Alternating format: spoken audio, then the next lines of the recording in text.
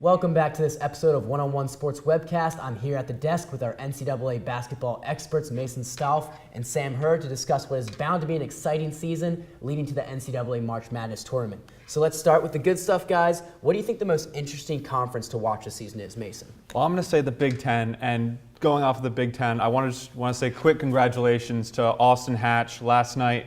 This kid, one of the greatest comeback stories I've ever heard. Suffered in 2 awful plane crashes, lost an entire family, was able to somehow in 3 years make it back from a medically induced coma and scored his first point for Michigan last night. Brought tears to my eyes. It was awesome. So the reason I say that the Big Ten is the conference to watch this year, yes, we know that Wisconsin is great. Yeah. But after Wisconsin, this conference has been decimated in the offseason by players leaving for the NBA, graduating, or transferring. So after Wisconsin, we have Michigan State, Michigan, Illinois, Maryland, Indiana, all these teams that are good, but they're not great. So after Wisconsin, these teams are going to be battling it out to say who's going to be these other top teams in the conference, who's going to make the NCAA tournament. I think it's going to be really, really interesting to see who's the best team. But you see, that's the problem. My problem with the Big Ten is that I love Wisconsin. I think they're going to be a Final Four contender for sure. But the rest of the conference just isn't very good this year. I got to go with the ACC, and I think it's by far the most interesting conference. You know, you got UNC, Duke, Syracuse, Louisville, all going to be vying for that top spot. Virginia's going to be very good again. Yep. Notre Dame gets 20-point scorer Jerry and Grant back again. This is a conference that is simply wide open for 6 or 7 teams. You look at other conferences, the Big 12, Kansas has that pretty much locked up. Arizona with the Pac-12. Big Ten, it's pretty much going to be Wisconsin. The Big East, Villanova. The ACC seems like one of the true conferences where really it's anybody's game in the top 5 or 6 teams. Yeah, you know, I have to go with the ACC on this one only because that's the one conference that I think everyone's vying for that number 1 spot. Instead, with the Big Ten, it seems to be Wisconsin and then everyone else after. So I'm going to have to go with ACC on this one. But now let's move on to the best non-power 7 team, which means a team that's outside of the BCS 5 or the American and Big East. So Sam, I'm going to start with you. Best team outside of that? I think it's the same team that was the best outside of the non-power 7 last year, Wichita State. I know this team is not quite as good as the team that went 35-0 last year, but it seemed like after they lost to Kentucky last year, everyone, applauded them for their good effort and was like, okay, we'll see you in 10 years when you have another rebuilding effort. This team still has the best point guard in the nation in Fred VanVleet. They've got Takel Cotton, who combines with him to form maybe the best backcourt in the nation. They've got Ron Baker. They've got a great coach in Greg Marshall. They've got some really young, athletic big men. I think this team still has the potential to make a run at a national championship. I love Wichita State. I think they're great. I wanted them to win it all last year because I love that underdog tale that no one knows who they are and they come up. But I think that it's going to be the team that's constantly shown that they're going to be the best team out west, and that's going to be Gonzaga.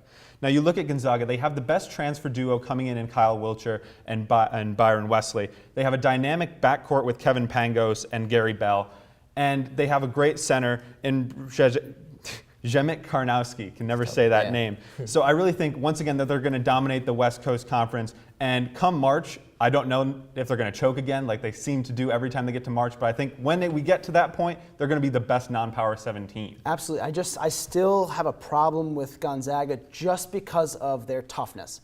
And it goes off to your point of their struggles in the NCAA tournament. They just don't seem to have that mental fortitude that a team like Wichita State that ousted them in the national championship or in the NCAA tournament a couple of years back has. I'm going to have to go with Gonzaga on this one only because we talked about every single year. I feel like Wichita State, every single year I say they're not going to make it far. I think this might actually be the year that they don't make it far. I'm going to go with Gonzaga, a team that also has a history of going far into tournaments. But moving on, let's talk about individual players, transfer students in particular. Which transfer student? We've seen guys like Rodney Hood come to Duke last year and make a big impact. Which next transfer do you think is going to be that next Rodney Hood? Mason?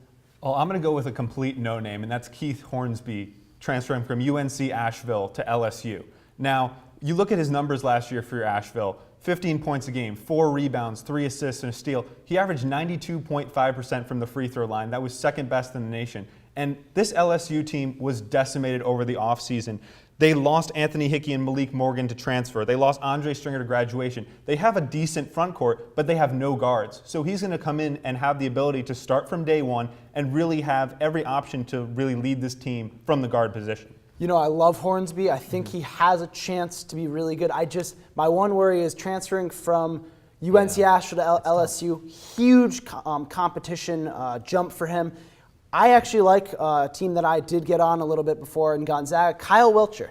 I think this is a guy coming from Kentucky, kind of going the opposite way, going from much worse competition out in the West Coast Conference. He's a really good big man who can shoot from the outside. In the offseason, he's really reworked his game. He's gotten stronger with the strength and conditioning coach there.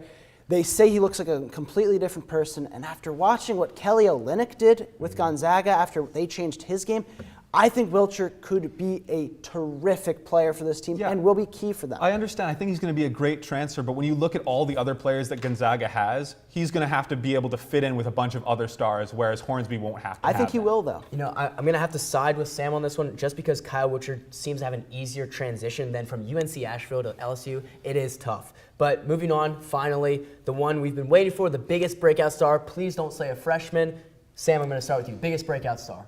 You know, I'm not going to go with a freshman, actually. I really genuinely believe Karis LeVert of Michigan has a chance to be the national player of the year. This is a physical specimen who at times last year showed on a Michigan team where he played with 2 future NBA draft picks in Glenn Robinson III and Nick Stauskas. He was at times the best player on the floor in the Big Ten.